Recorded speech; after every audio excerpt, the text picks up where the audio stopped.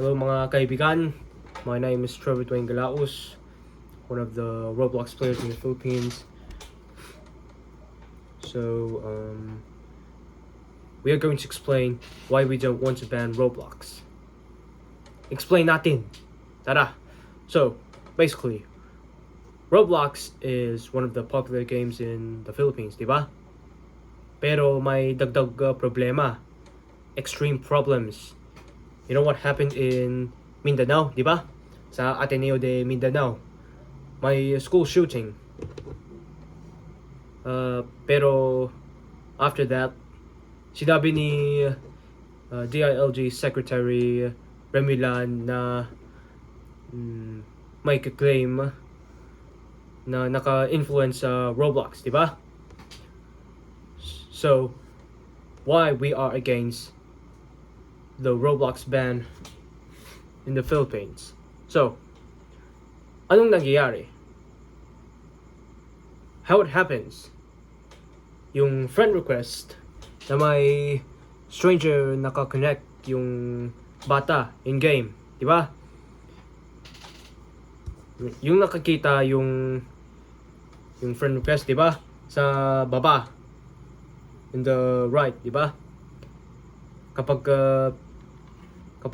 decline ka, safe kayo. Pero kapag naka-accept, di ba?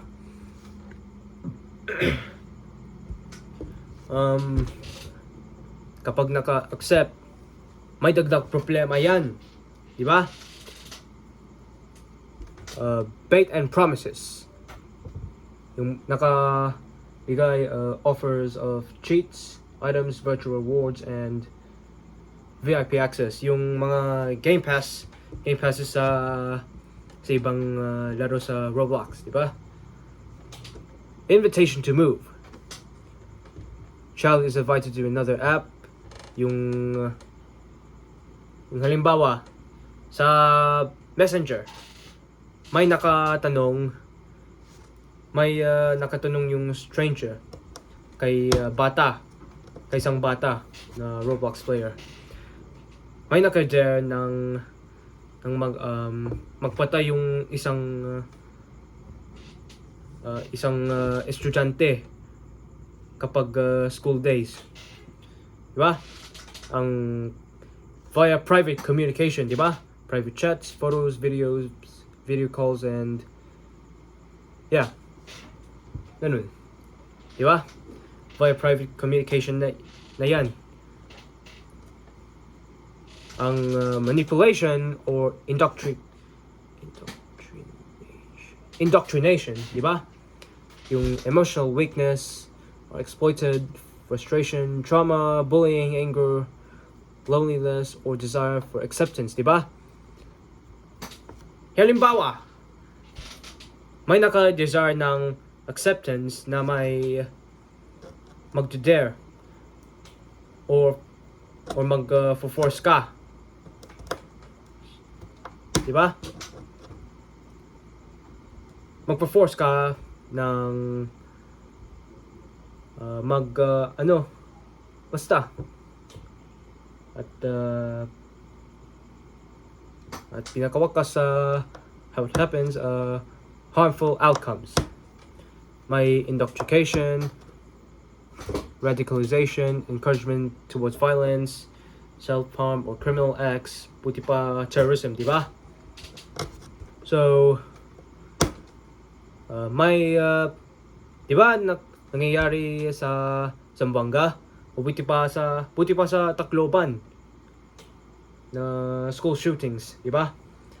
Kasi naka-influence yung Roblox games, di ba? Buti pa, aside from that, may naka-rape o naka-conduct yung terrorist organization. Kasi yung mga ibang laro sa Roblox, di ba? Pangalawa, why banning is not enough, di ba? Isa, threat migrates elsewhere, di ba? Predators can use other games, social medias, or private acts, right? Di ba?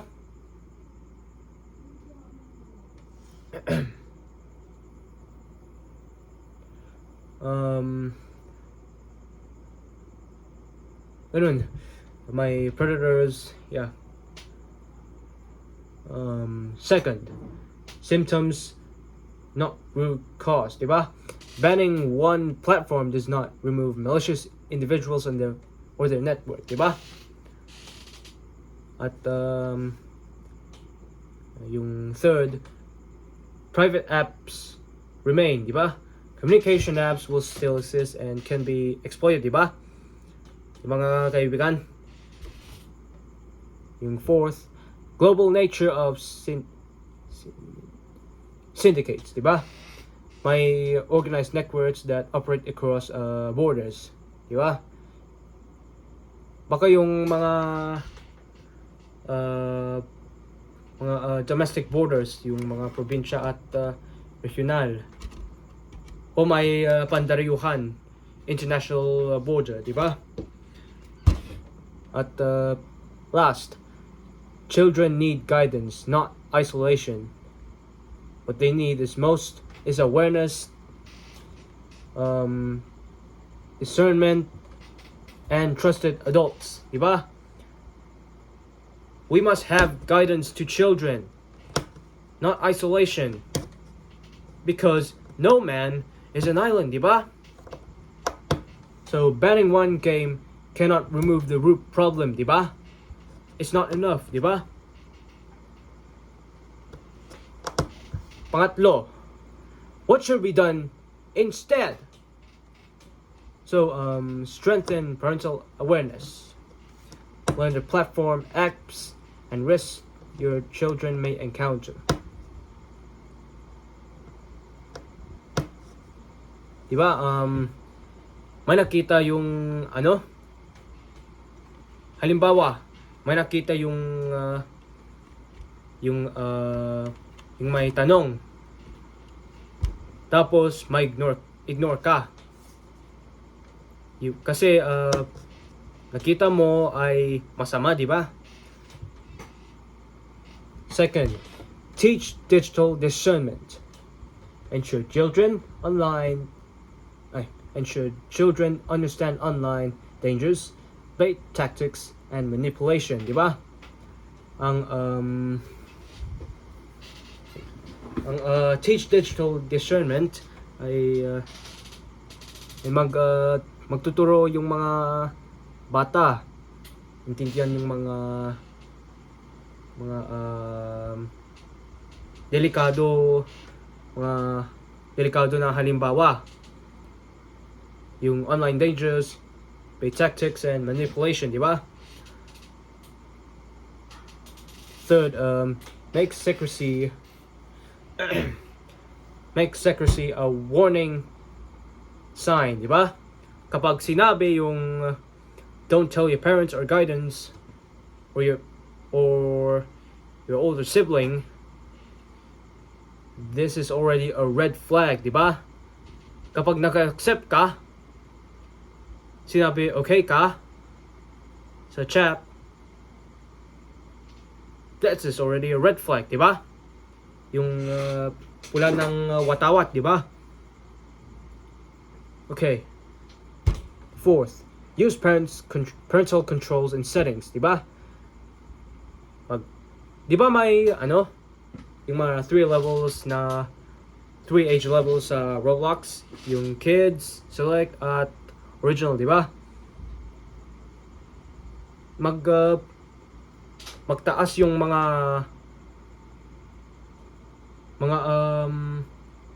rules, di ba?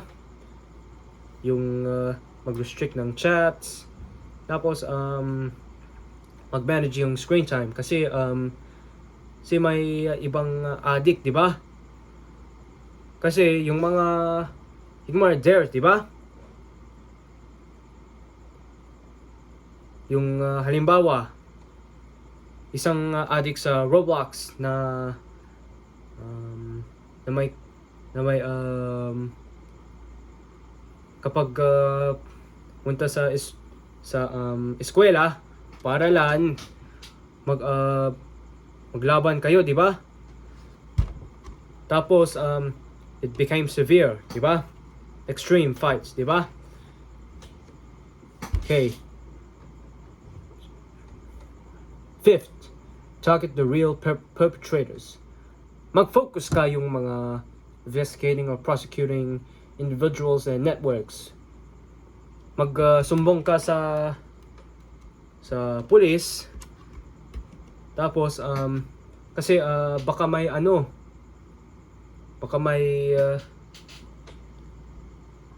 may perpetrators, di ba? Sa sixth, demand platform accountability. Require better safety tools, reporting systems, moderation, and cooperation, di ba? So we have to make Roblox better in the Philippines to prevent this happens. We have to make better safety systems, di ba? To prevent the risk of anything that is bad for children, teens, and I should say teens, not teeth, and adults, di ba? At last, build a national awareness campaign. Sa government buildings, paaralan, communities, and media must educate and educate and empower, I should say, families and children, di ba? Kasi yung mga bata may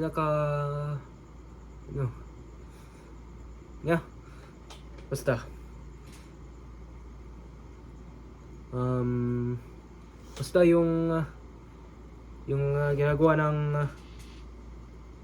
yung isang bata ginagawa yung masama. Tapos yung isang magulang yung isang magulang naka-shock, di ba? Naka-shock, di ba?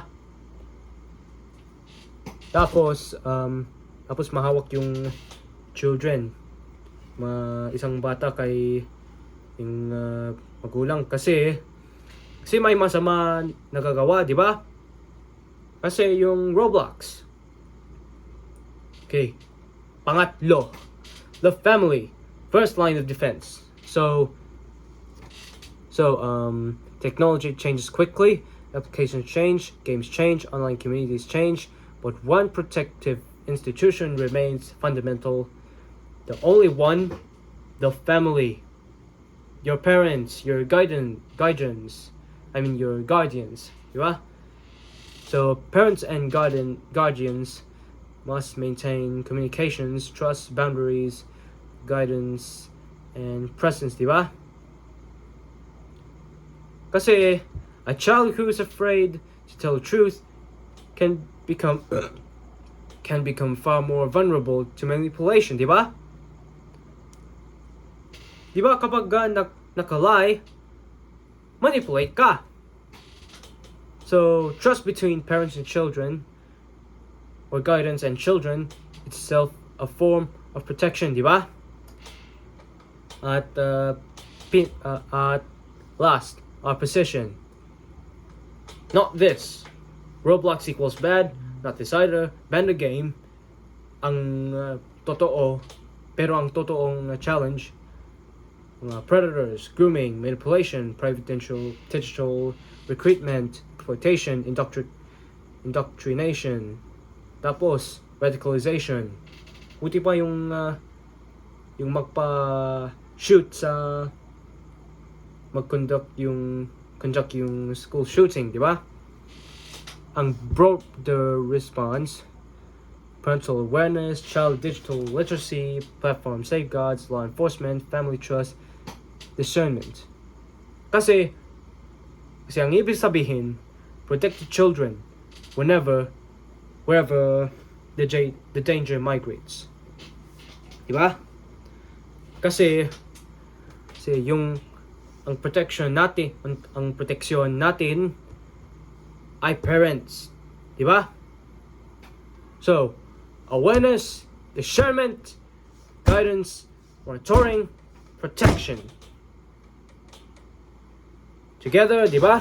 Together, we will have to build a safer digital future for every Filipino child. Diba? Kasi, ibig sabihin doon, yung mga magulang, mga parents, guardians, I should say, magtuturo ng mabuting elements, di ba?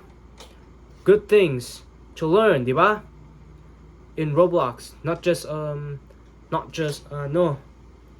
yung masama o mas masama, di ba? Kasi kapag hindi nagtuturo, may masamang gawin, di ba?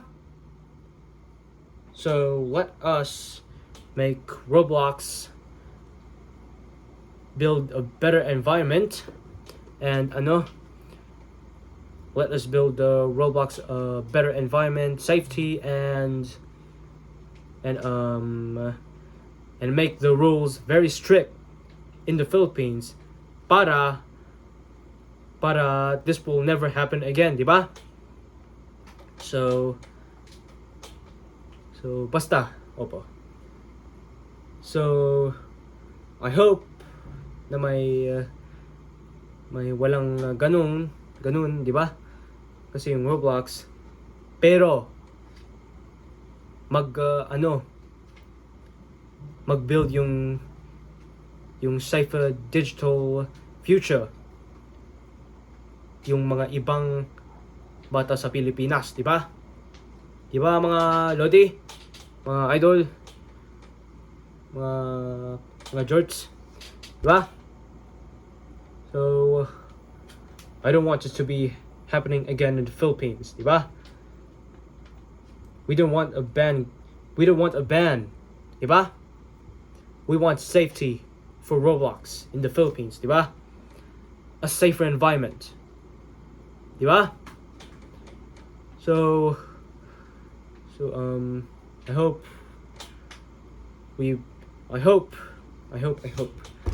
this will never happen again in Roblox. So palam mga kalodi, mga jorts, mga idol, mga jorts. So be safe when playing Roblox, okay? Okay? You understand?